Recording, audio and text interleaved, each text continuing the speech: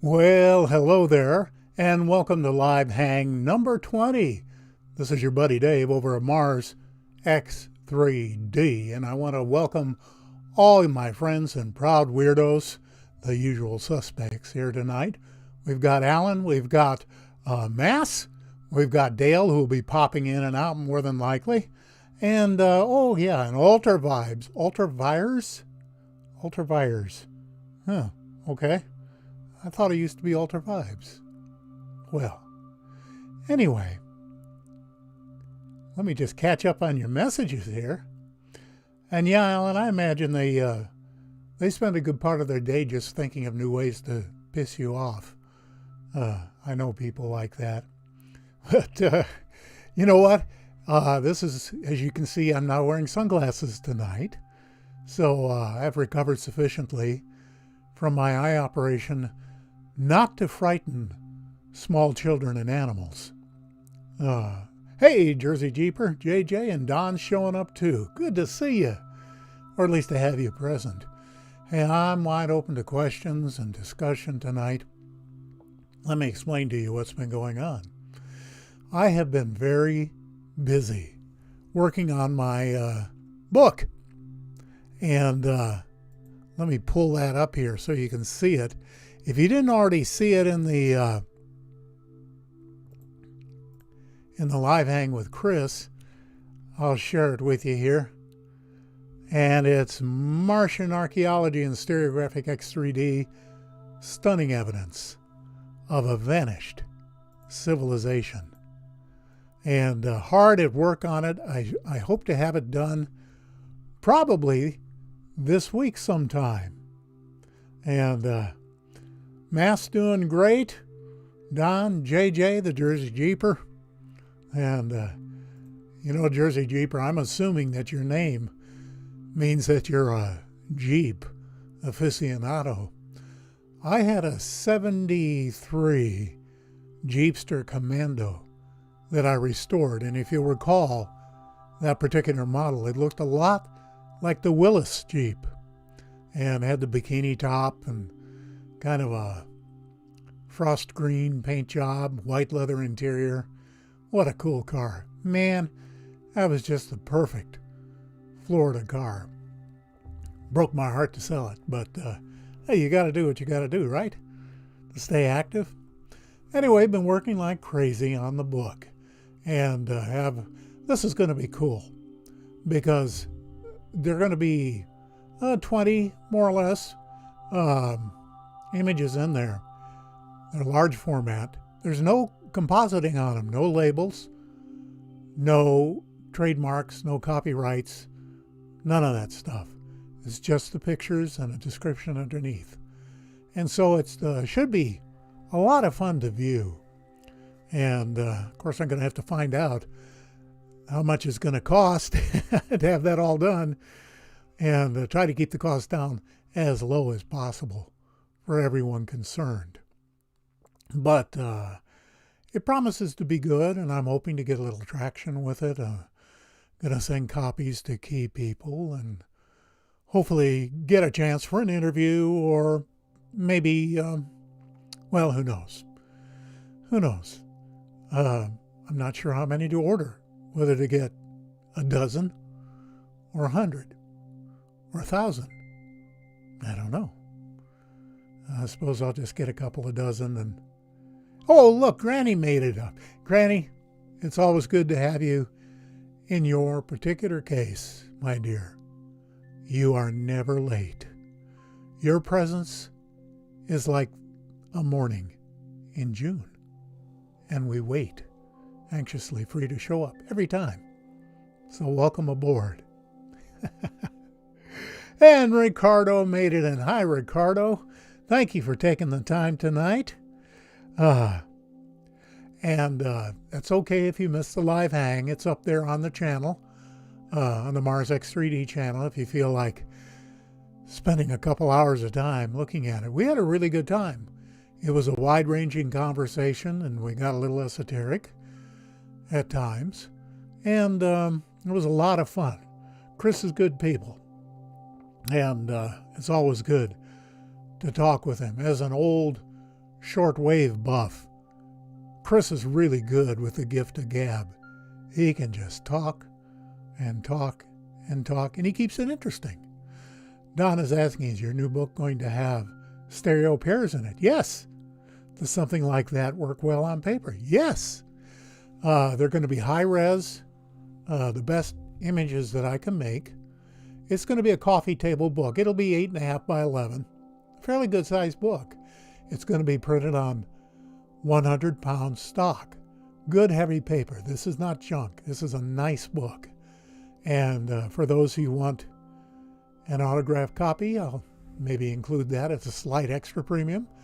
And for my regular contributors, I have several in mind who will get a free copy just because of the nature of their support. But I will make it available to everyone just in time for Christmas. And it's one of those things, too, that now it's going to have not only verbal instructions for X3D in the intro, but it'll have the finger method graphic on the back cover. So one way or another, most people should be able to figure it out. But even if they don't, the pictures are big enough and clear enough that you can just look at the flat pictures. And these are knockout pictures. These are the best of the best of the best.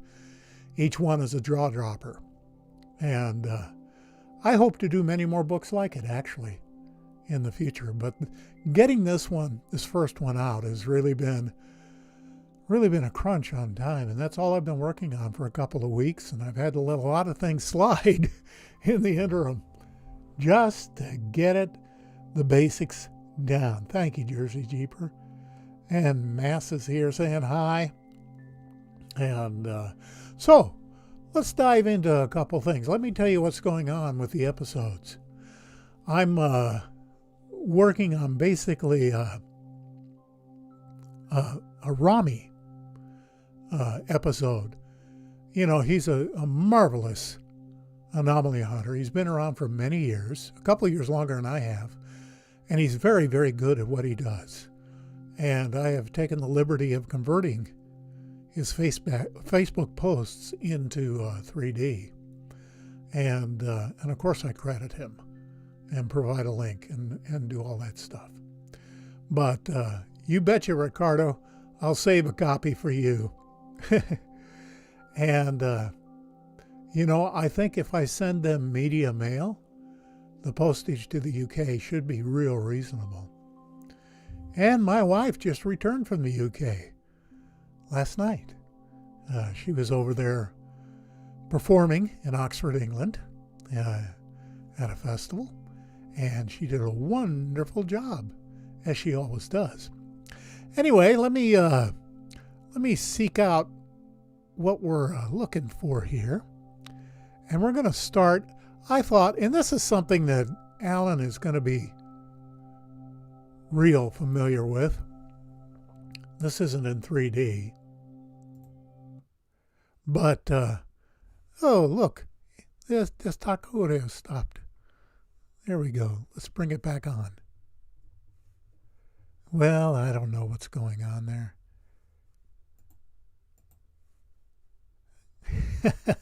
I'm still figuring it all out. Oh well, no big loss if you don't have the music. You know, we'll all get over it.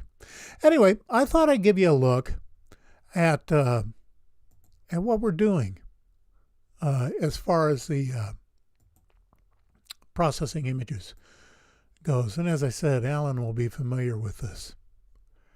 And this is a find by Laszlo Shabaliks, and this is the raw context image. And, Six is here. How are you doing, my friend? Good to see you. It's been a little bit of a while, my friend, but thank you very much, sir. Anyway, here is the raw image that's downloaded, usually from the analyst's notebook. And then I do my own processing of that, courtesy of Alan, by the way, who very kindly showed me how to do that. Thank you, Alan. And now here it is with color correction, with the curves corrected. And there it is. Quite a difference, isn't it? And let me see if I can, there came the music again. And what this is he found a key, and yeah, there is a beam with a hole in it. I'm going to have to take a quick look at that under magnification. But now look at this. Here's where I zoom in. And again, really a mess, isn't it? But then when you do the, you balance the colors, you do a curve correction, you get this, which is a lot easier to work with, isn't it? And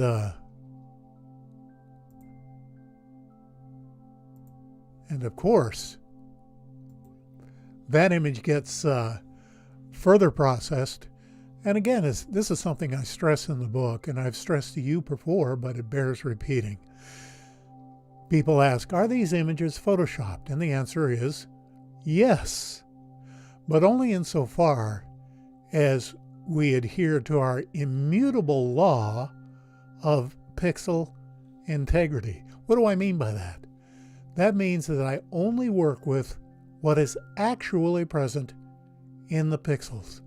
I go in at super high mag where the pixels are visible, and I work with those. I darken them up, I lighten them up, I do midtones, I do whatever the pixels show that they need. And what's interesting is that many a times I'll do that work and I'll zoom out, and it's not an anomaly at all by the time that's done, and I toss it. I learn my lesson and move on. But then once I clarify an image, I've done the curve, the balance, and color balancing, the curve corrections. And then I've done the enhancement at the pixel level. And then I come in and I start developing the stereo pair if there is one, or if there isn't.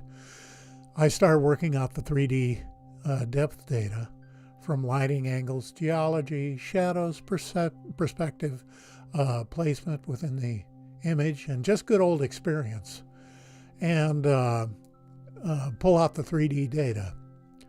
And when I've got that completed, I then, if it's going into an episode, I then take it into my Keynote compositing program, and I do all the 3D compositing of labels and data bar and signatures and all that stuff.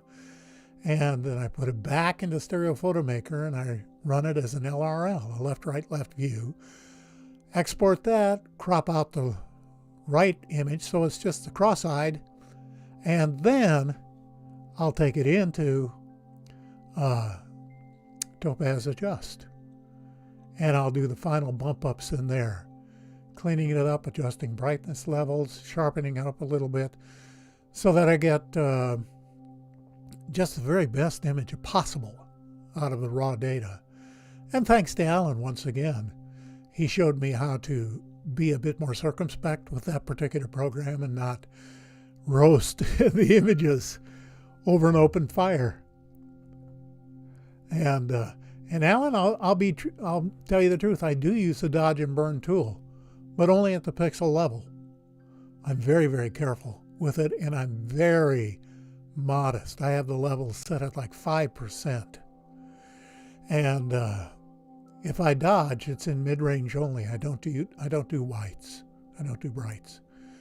And I found that gives me the most realistic look to it. So what I end up with is something that is as close as I can get to what I originally saw in my own mind, which is absent bias and absence the desire to make clickbait and to fool anybody. I'm after the truth. That's all I'm interested in. But I want this picture to be as clear as possible. And of course, if you're viewing my channel in X3D, which most of you are, then I want it to be a little bit of eye candy. I want it to be reasonably colorful and attractive and interesting and composited on several different planes with the labels and balanced from a compositional standpoint, both in 3D and in 2D. And so it's, you know, a lot of work on one image, but it's worth it. Anyway, let's go ahead. I'm going to show you, first of all, a couple of 3Ds that I've completed of Rami's work. And if you got your X3D chops ready, and well, before I go to this, let me answer Ricardo's statement. Now, you have to understand, Ricardo, that Alan is a 30-plus year expert in Photoshop, and to him, dodge and burn is a cardinal sin. I see it as a useful tool, but the problem is, in the anomaly community, is that these tools are used to excess, and they end up misrepresenting what is actually there. That's not my interest. Again, I go into super high mag at the pixel level, and I work with the pixels, and I'm very judicious with dodge and burn. I do some shadows, I do some midtones. That's about it. And then you end up with something that I think is useful. Now, Alan may disagree with me, and that's fine. He's the expert in Photoshop. I'm not. I'm just going by gut instinct, propriety, and the end result. Is it something that I enjoy looking at and that reflects the truth? If it meets those criteria, it's ready to go. Okay, let me look at a few more of these. Granny says she loves her 3D, and Granny, we love you for loving it. It's easy, isn't it? Most people are delighted and surprised how really easy it is. Once you get it, it's like, oh, that's all there is to it? Most people try way too hard, trying to cross their eyes and do all these things and all these gymnastics. It's super, super easy. Anyway, and answering Alan's question, the whole idea using the dodge and burn tool is to use it as a tool, understanding its limitations and its borderline that you don't want to go past. And that's why I work at the pixel level, and I work at a very, very, very mild saturation limit of about 5%. I just barely touch things up. And Alan says, well, it's important to say you did use it. And I hear publicly say that I do use it, along with every other tool at my disposal. But I never falsify an image. My integrity and my reputation are paramount to me. And so it's very important that the image that I present to you reflects what I sincerely to believe the reality that lies within the anomaly. Not everybody's going to agree with me, and I get that. I totally get that. And it's okay. And Granny says her 3D eyes are ready, and here's one coming up in just a minute. And thank you, Mass. And yeah, Granny's a professional. And I believe that. Anyway, okay, I'm talking way too much. Here is a Rami photo. Check it out.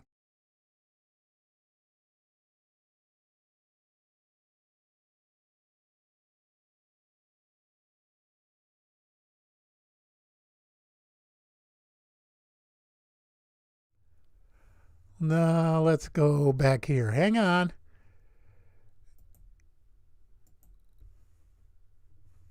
And I'm just turning this off, and I'll bring this other picture back up in just a minute.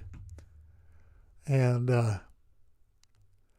I'm not entirely sure why my background music, what I call my music bed, disappears on me. But it does. Anyway, let's go back now to, Rami's picture. There it is, and the music came back with it. Anyway, this is interesting to me. And as you can see, Rami does a terrific job. I did all the 3D work, of course. But you have what looks like a gigantic ant right there in the middle. What is up with that? That is so weird. And now we're going to zoom in on this and take a look at that. What do you think that is? Now, if it was an ant, an actual ant, it would have a head, an abdomen, and a thorax. But this has 1, 2, 3, 4, 5 different sections with a leg on that back section, it looks like. And one might be an eye on the front. What is this? Is it a fossilized form? Is it a mechanical object? Is it just a dead insect? Martian insect? I have no idea. Let's move on to another Rami find. This is a cylinder, and I'm not finished working on this one. You see how on the right-hand side, how the cylinder is kind of floating a little bit? That's unacceptable, but I wanted to have something to show you tonight, and I didn't finish the parallax corrections on this. So that'll be corrected by the time this goes in to an episode. But it's interesting, isn't it? It looks like a pipe with markings and rims on it. What in the world is that?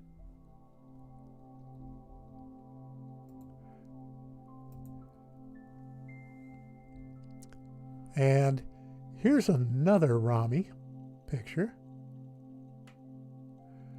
Yeah, I agree, Don. It does kind of remind me of a centipede, that ant that Rami found. Here's one that Michael Ivy found, and Rami did the processing on it. Now tell me the truth. Is that not a mechanism? Does that not look like a twisted ancient mechanism? That to me is amazing.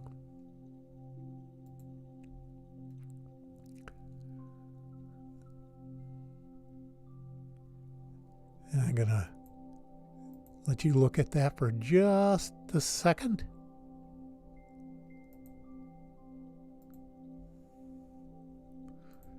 Okay, and I am back, and I don't have to wear sunglasses. My eyes have healed, and some of you were asking questions. I'm an old guy, and so I had an old guy problem called ptosis, P-T-O-S-I-S, ptosis. And all that is that my eyelids were drooping so far that I was having trouble seeing anymore. And which is why I looked half-baked, stoned out of my mind all the time. I wasn't, at least as far as I know I wasn't. But boy, is it nice to have my eyes open. The lights have turned on, the shades have been drawn back, and man, I can see like crazy. I just love it. So anyway, that's it for the 3Ds that I have for you. But I wanted to show you the ones I haven't processed yet, the Rami finds, because they are pretty cool, and I'm sure you don't mind seeing them in 2D. With a little bit of luck, I got to get the book finished up this week. I don't know if I'll get an episode out maybe till weekend or Monday. I don't know, but I'll have the 3D done on those. So we're going to take a look at and Jersey Jeever says full baked. Yeah, that's interesting, Don. The difference in geologies often catches my eyes. And full baked, huh? Yeah, full baked. Anyway, this is a kind of a cannonball that Rami found. And now we do know that they have these blueberries, what they call blueberries, all over Mars. They're hematite balls, and of all different sizes. And that's probably what this is. And thank you, Granny. I'm fine. Thank you for your prayers and your good thoughts. I really appreciate that.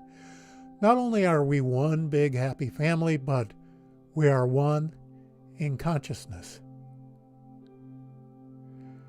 And Jersey Jeeper, what's in that still in your background?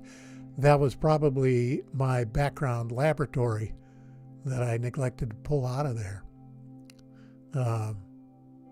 But anyway, we know that there are these hematite balls all over Mars of all different sizes. And so that's all this may be. But I think it'll look really cool when I do that in 3D and I get the sphere done. And even though Rami's processing is quite excellent, I always manage to tweak it just a little bit further. Here's another one of Rami's. And it does, yeah, you're right, JJ. It does have that kind of a gleam to it, like it's glass or metal. We often see that. A macrotectite. Oh, Ricardo. You're so scientific.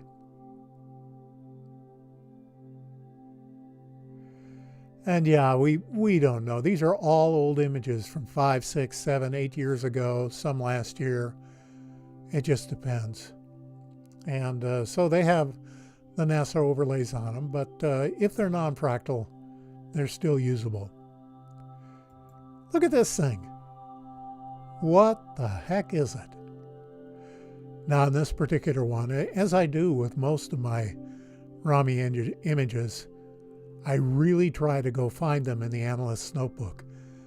That's sometimes a really daunting process, because very often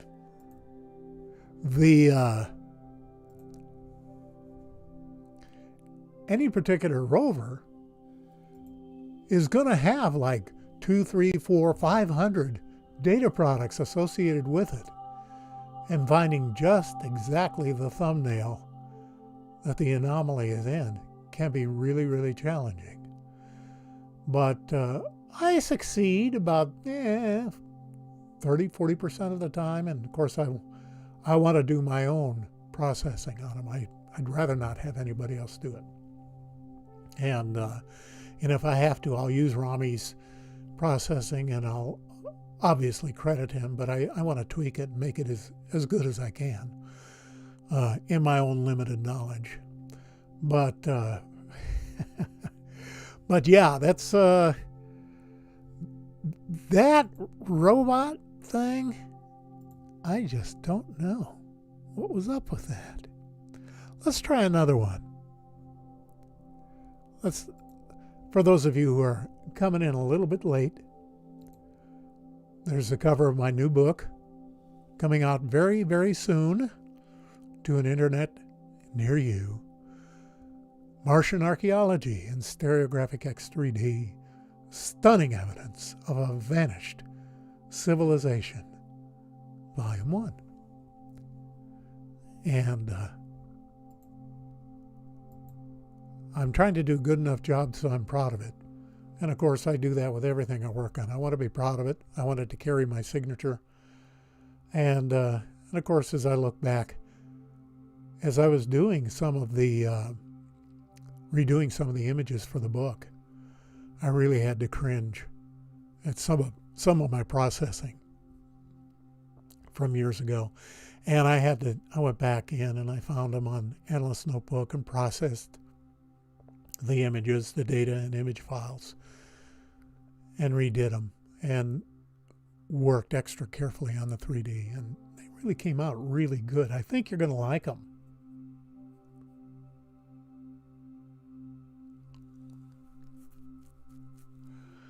Okay.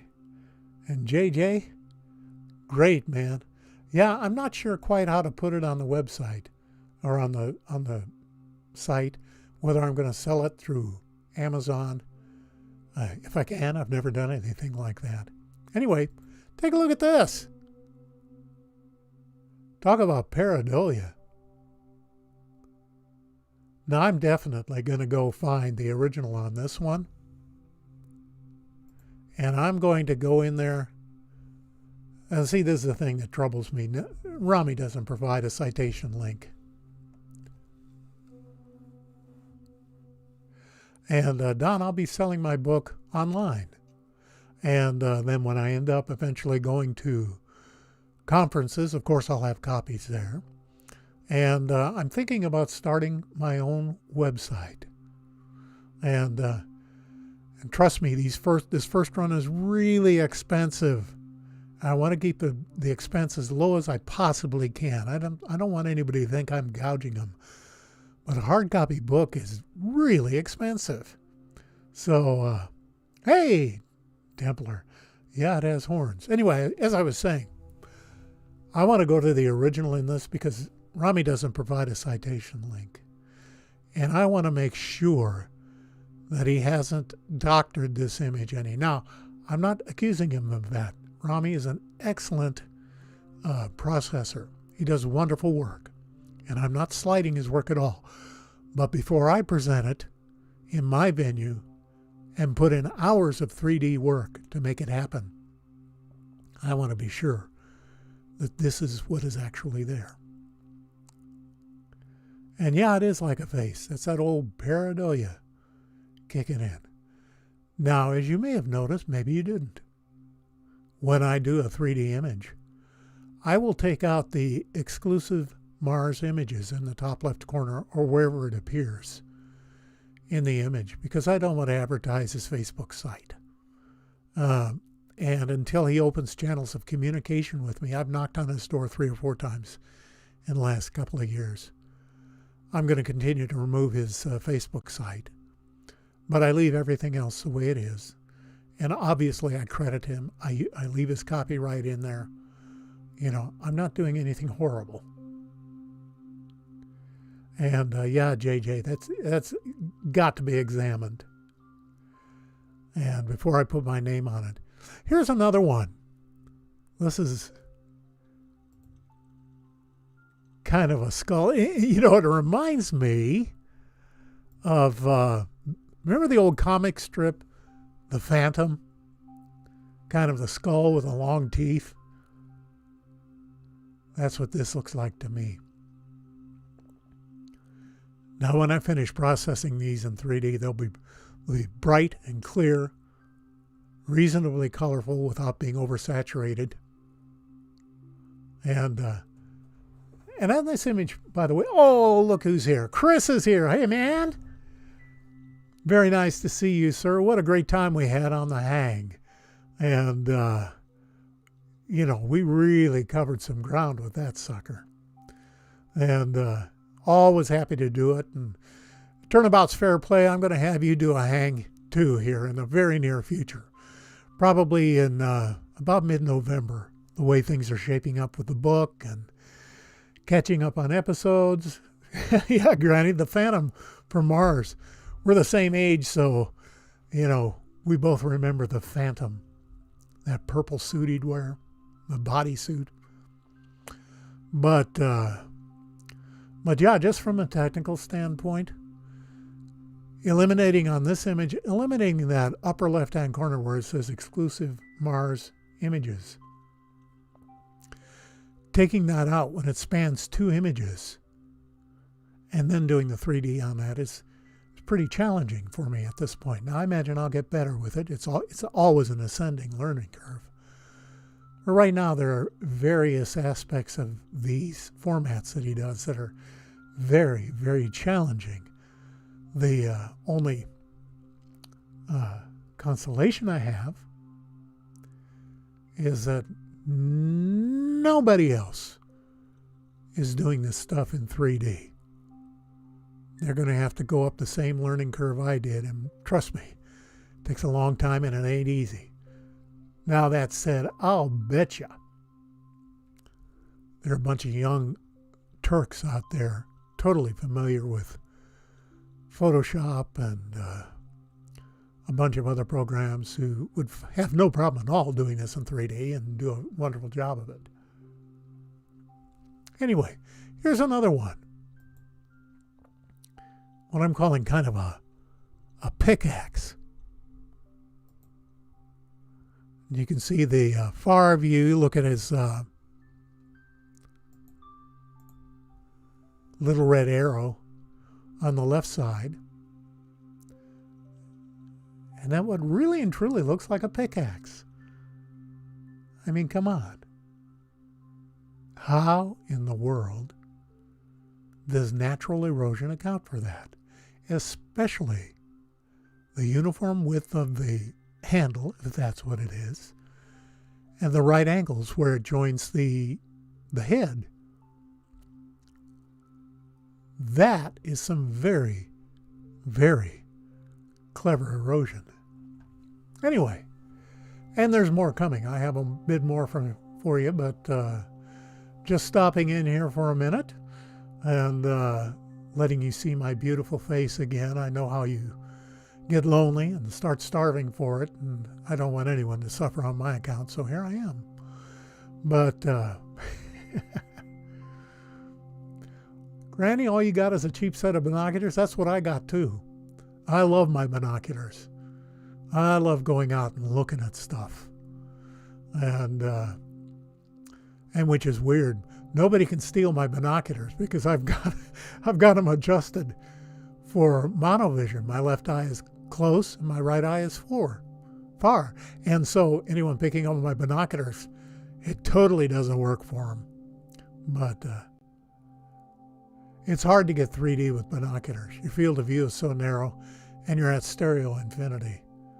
So that's often what I have to do. If I've done a real intense zoom on an image, well, I'm at stereo infinity. And even in a stereo pair, like a nav cam, has cam, something like that, stereo infinity is stereo infinity. It's almost flat.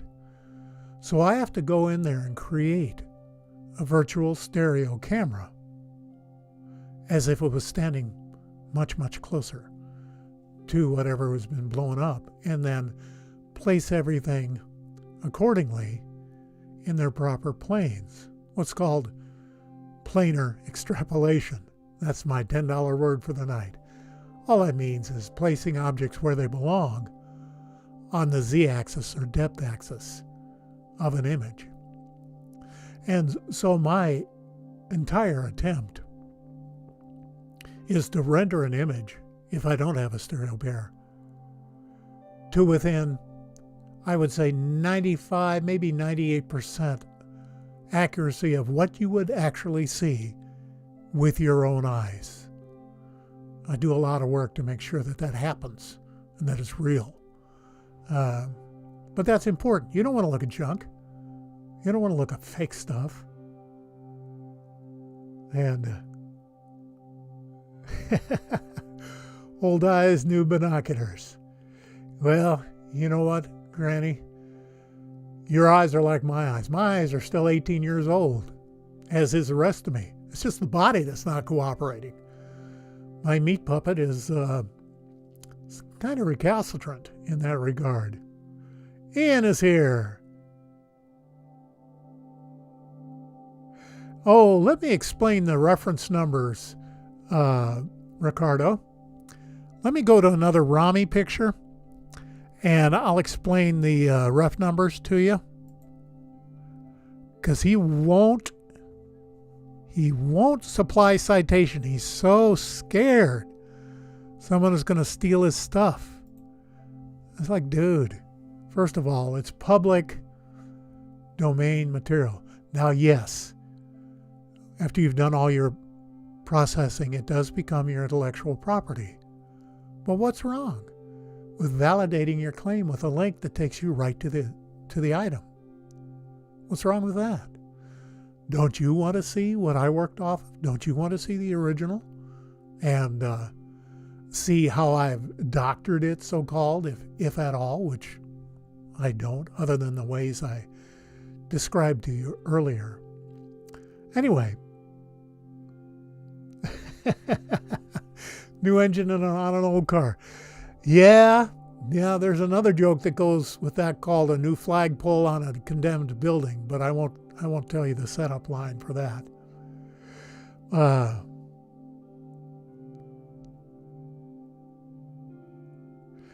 And Alan makes a valid point there that he uses everything judiciously and he doesn't want to give non-believers ammunition. My answer to that is that I primarily use non-fractal items. You cannot argue with non-fractal. Even if the processing is goofy and amateurish, you can't argue with the mathematics of non-fractal geometry. That's why I do this. Maybe my processing isn't up to par with other people in the world. And I get that. There are a lot of people with far more skills than I've got. But as long as I'm showing you non-fractal stuff, you can't argue with that. Anyway, let me shoot over here to this next one by Rami.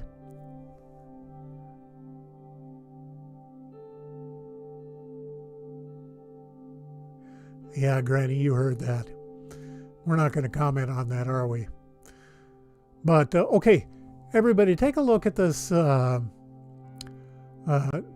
It's not a true trapezoid, but by golly, that is a structure. Almost looks like the side of a tank, doesn't it? Who knows what it is? I don't know. But now look in the lower right-hand corner where it says ref. It says trapezoid. And those first couple of numbers, those first 4 numbers, sometimes 3 numbers, are the Sol number. This is Curiosity 1796. Now, if I go to the analyst's notebook, I will go into 1796. I'll go to the data products. They'll have 300 or 400 of them. And I'll very patiently look for this to see if I can find the image it came from. Then I will download the image and data files, process them myself. Yeah, I'm multiphasic. Best news about that, you know what? No matter what happens, I always have each other. Anyway, I do my own processing, and I make sure that what's there is really what's being represented. If I absolutely can't find it, then I will use Rami's processing as it stands, like you're looking at it now. Because I do trust him. He's been pretty good over the years about not falsifying or sweetening images too much.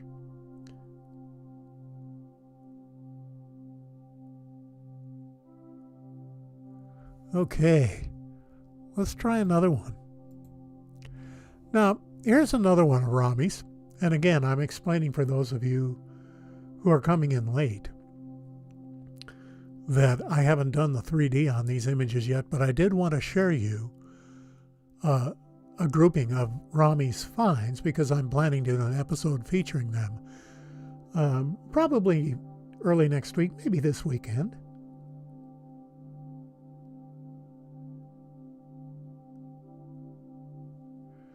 And yeah, that's true, Alan. We all have our styles. But we know that when viewed from all the different perspectives of skill levels and ability to find anomalies, extraction, processing, presentation, and all that, everyone has different styles. But between all those styles, the truth is covered. There's an overlap where the truth is found. Okay, now take a look at this one. This is one of those screen door images. And this is from, as you look in the lower right-hand corner. And yes, Ricardo, 1796 is the Sol on that previous one. And on this one that looks kind of like a building, look in the lower right-hand corner. And this is from Sol 2700. And it's his 02A attempt. It's the first of his second attempts at processing. And but I would want to go in there. I think I can remove the screen door effect much more effectively than he did here and make it much more clear.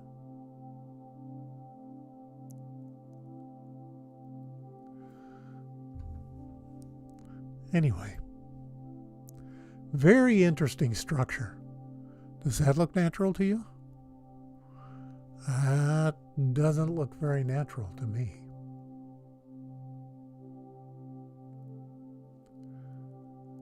And here's another one. Look at these hieroglyphs, if that's what they are. Rami did a nice job of presenting the context, an unprocessed raw image, and then the processed image on top. And again, this is from, look in the lower right-hand corner, Sol 2744, and his second attempt at refining the raw image, 01B. At least that's how I interpret it. I may be incorrect. But since he won't talk to me, I don't know. He won't answer my questions. This will look very, very interesting in 3D. And it should look really cool. Yeah, you're right, Alan. Nothing but rocks.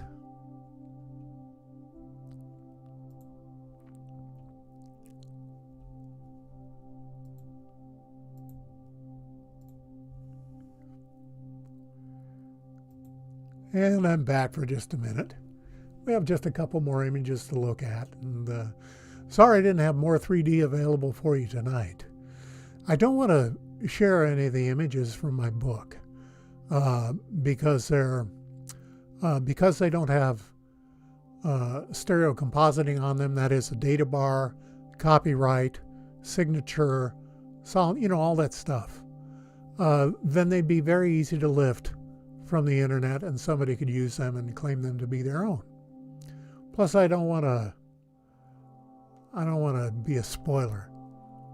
Some of the images you have seen before, but these I've gone back and reworked, and these are jaw-dropping images, and I've done, I think, some of my best work of late on them. I spent a lot of time over the last 12 days doing nothing but 3D processing.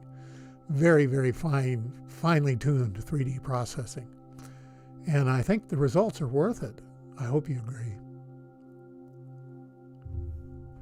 And, okay, let us go to the last couple of Rami pictures. Here's another one that has that screen door look. And I believe that when that's cleaned up, it'll be very cool. It'll look really, really clear and sharp. But since there are no other real raw 3D processors out there that I'm aware of, Alan is doing a great job with X3D on his channel with existing stereo pairs. But I'm talking about people who can take a single image and extract the 3D data from it. I know they're out there, but I'm not aware of any of them doing this stuff. And where I'm at in my learning curve now, going on to 2.5, going on 3 years, this still presents some very significant processing problems in 3D with the way he's laid in his compositing elements. And I'm not whining. Poor little Dave. It's just the, it's a puzzle to be worked out. Oh yeah, Chris, I want to see your new video on the moon. You're very smart to have the separate channels like you do, because there is a lot to be seen. And then here is finally one last skull. And yeah, I hate that they do that. I imagine that screen door overlay that they put on these images is there as a data product. The process is probably as a result of downloading the data product. But I can't help but think that they're getting unredacted images. And In particular, it seems to be that the screen door effect usually appears in images that have real distinct anomalies in them, like this one.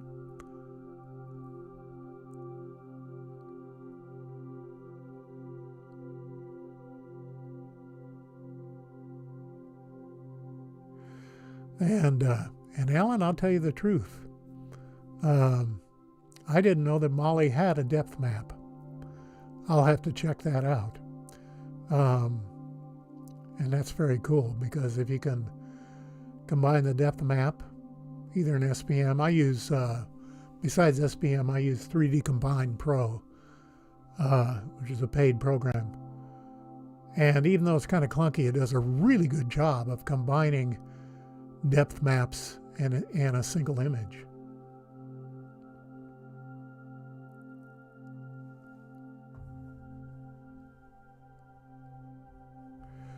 And you know, I'm glad Chris doesn't do 3D, because he'd kick my ass. And I don't know if I can handle the competition. Everything he does everything with excellence and precision. And I'm sure if and when he ever gets into 3D, he'll be awesome at it. Anyway, thank you, Alan, for helping me to the Mali cam. Totally not aware of that. And I don't know where to find the depth map on the NASA site. And I just don't have time to chase it down right now with all the projects I'm juggling and keeping in the air. But I definitely will check that out.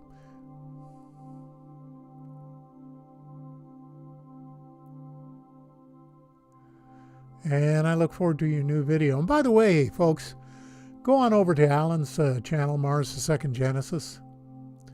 And not only does he have some great images there, but he has great tutorials that tell you how to do all this stuff.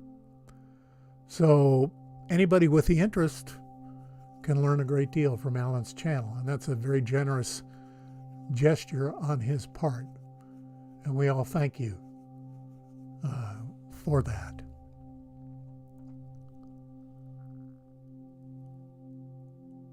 And by the way, before you check out tonight, please give this live hang a thumbs up if you feel like it, because that it really helps the channel out. You know, the algorithms count those thumbs up and the comments, all those things.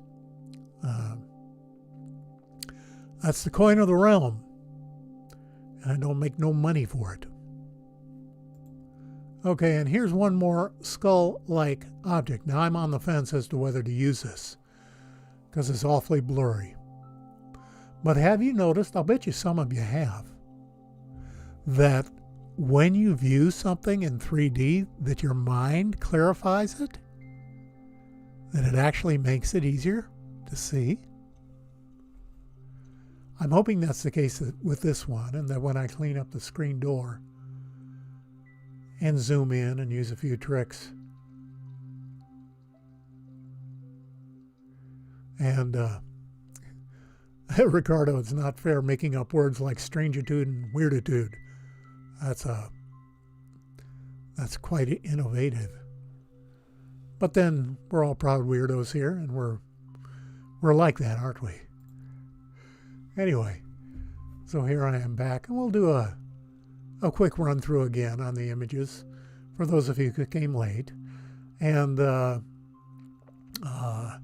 golly, just a heads up for those who've come late. Recovered from my surgery, I'm fine. Eyes are working again. I had my eyelids, had the tendons cut and shortened because I had what's called ptosis, which is just drooping eyelids. And, you know, it got so bad that I couldn't see. I could barely see anymore. I had to sit around and pull my eyes open to see things. This is silly. And very delicate surgery, but, you know, living near the Boston area, I'm able to avail myself of some of the best surgeons in the world, and so I did. And boys are great. The lights are on. It's like the window shades have been pulled back and sunlight's flooding in. Holy mackerel, can I see good now. I love it. And you can see my baby blues. which is a big benefit for most of you. I'd like to think I'm really getting to granny out there, but I don't know. And if I am, I don't want my wife to know. She'd understand. She'd just laugh. She wouldn't be the least bit put off of that. That's a good suggestion, Alan. Run it up to 900 DPI and then drop it to 300.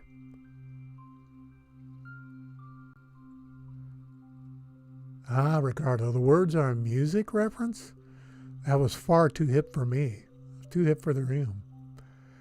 And yeah, I generally use a bicubic smoother algorithm if I'm doing any clarifying of an image. Good tip. Yeah, I've been told I almost look human, but no need to get insulting. I still maintain that I am beyond mortal. Good point, Ricardo. The cross-eyed man in the land of X3D is king. And indeed. Granny's laughing with my wife. Okay, knock it off. I don't know. I grew up with three older sisters who just picked the hell out of me. I think I must be good picking material. Anyway, we'll run a quick cycle through the images again. And this is one of Laszlo's find. This is a context image, just showing you what I'm working with. And then I do a average the curves on it. And you get a much clearer image, which is actually much more true to life. And here's a zoom on it. And there's a key-like object right in the center, if you can see that. It may be too blurry. But here's with the curves averaged out, and you can see it's a lot more clear. And I believe with a few more judicious tweaks that I'll end up with something usable. At least I hope so. If it isn't, I toss it. Okay, and here's that ant or centipede or mechanical monster or what in the heck is this? And then here's a zoom I did on it.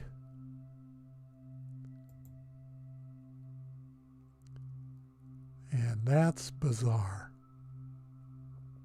I don't know what to make of that. I've never really seen anything that has... we can still see my antennae, huh? Golly. You guys are merciless. Anyway, pretty cool find. And Rami does that. Over the years, he's found some amazing things.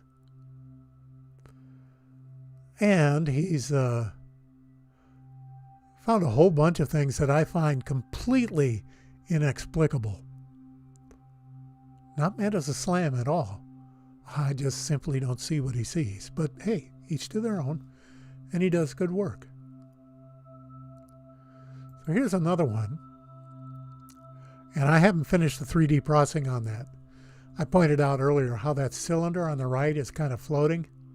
It's not supposed to do that. I need to bring it back and rejoin it with its proper plane there. But I didn't have time to do that before the live hang, and I did want to have a couple 3D images to share with you tonight.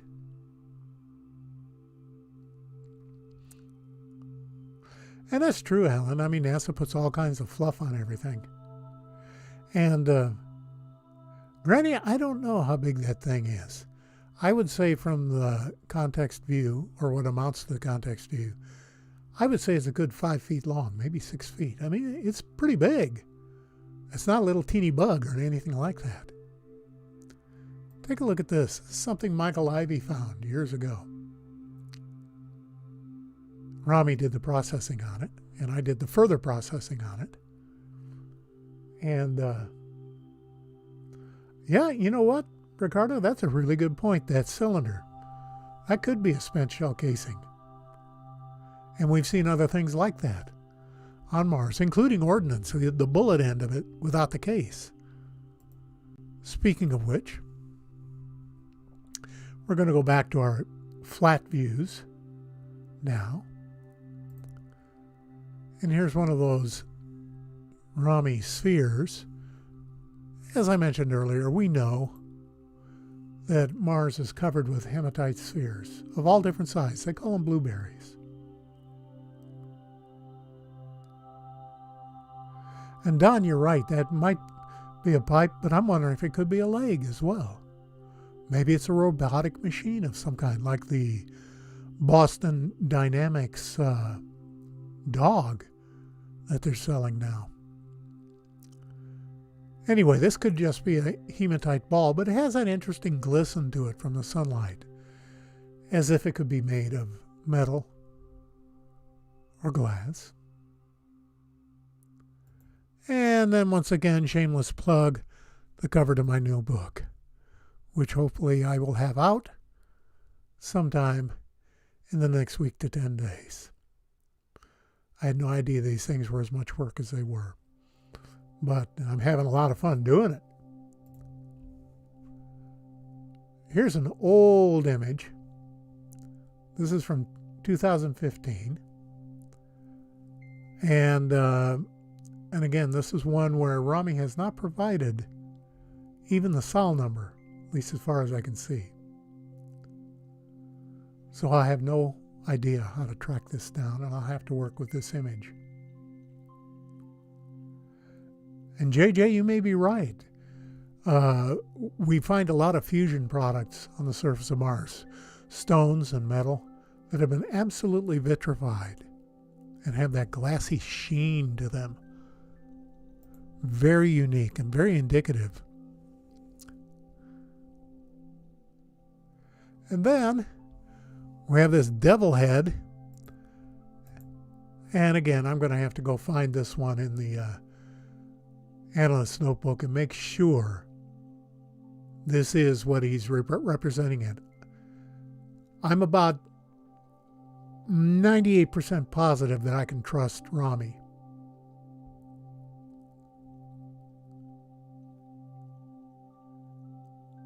But he won't answer my messages or emails. So I'm going to have to do the due diligence on this one. But meanwhile, we're back to the Phantom skull. Remember the Phantom? Comic strips? Old comic strip. And there again. You look down in the lower right-hand corner. This is head 991. That's from Curiosity 991.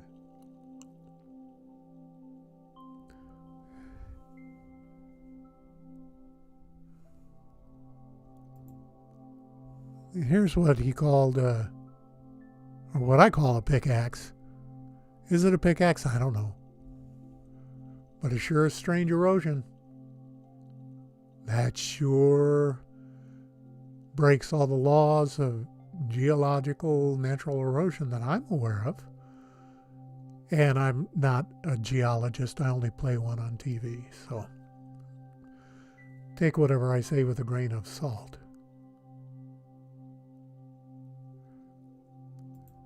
Then we have this long flat spoon. What is that? Sure looks like a scoop to me.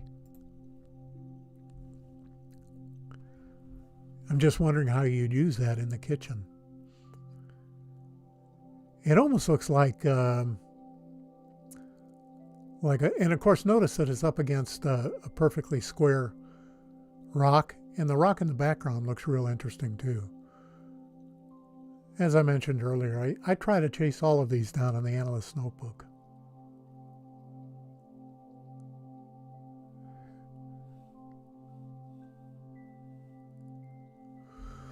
But that looks like a modified lacrosse paddle, or maybe if you're familiar with a game of High-Lie, like you'd use it as to throw a ball with great force.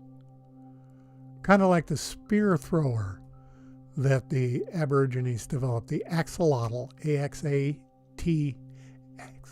axalatl, axolotl, that would drive a spear with tremendous force to where it would penetrate a large animal and pierce the bone even.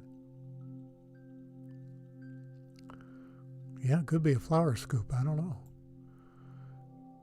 Then we have this odd thing. Kind of looks like the side of a tank to me, but who knows what it is. It looks structural, doesn't it? And this definitely looks structural. I want to take out that screen door effect and clean that up as much as I can.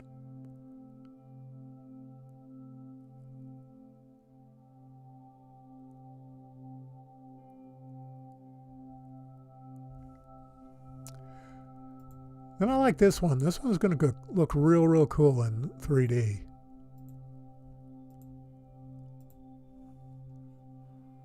That really does look like carving to me. And you got all those squares. I'd sure like someone who is actually a geologist to explain to me how this can occur in nature and to provide me with some earthly analogs. And yeah, Alan, you're right. That's ingrained in me now. Blur, Gaussian blur at 0.6. Then we have another structure like object tucked away in the background there.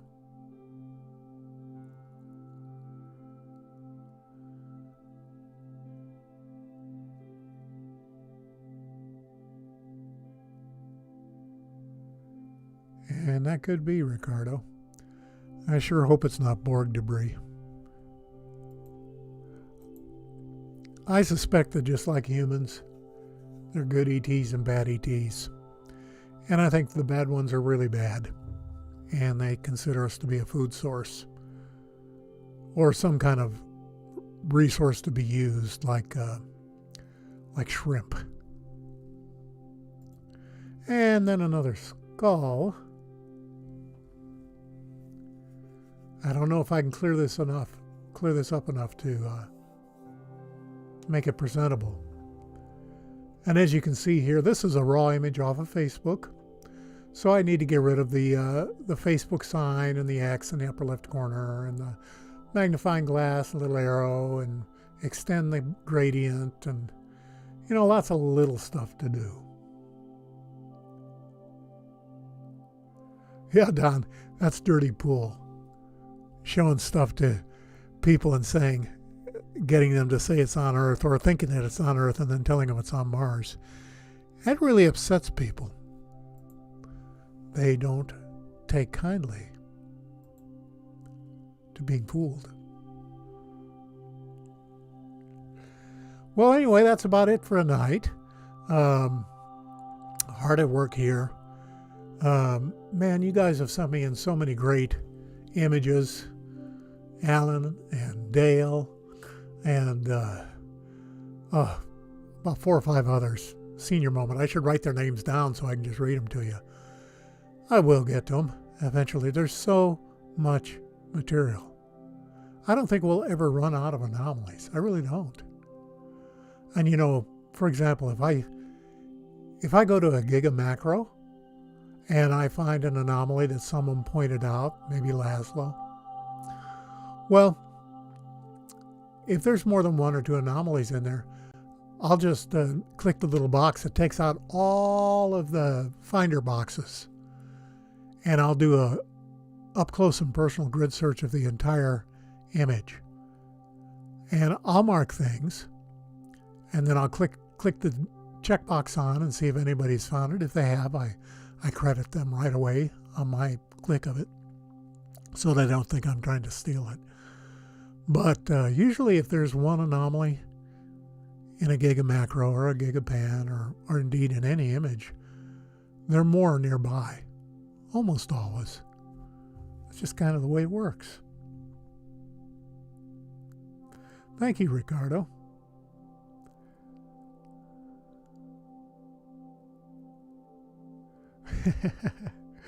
Yeah, Don, we should have Project Veritas do something like this to get the real goods on these people saying, "Oh, that's on Earth." No, that's not on Earth. Anyway, it's time for me to report for husband duty, and we're just a few minutes short tonight, but I'm sure you don't mind. And next week, or the next live hang, if it's next week or the week after, I'll have all those things you saw tonight that weren't in 3D will be in finished 3D, and I'll have others as well. And we'll have a lot of material to look at. I love all you guys. Thank you for showing up for these things. You guys are something else. I really appreciate all of you. Do you realize what a small percentage of the human populace you are knowing how to do X3D and actively participating in it? I'm so proud of this. I'm not of me, but of you guys. I mean, that's so cool. And that's why I call us proud weirdos. So this is your buddy Dave over MarsX3D signing off. Bye for now.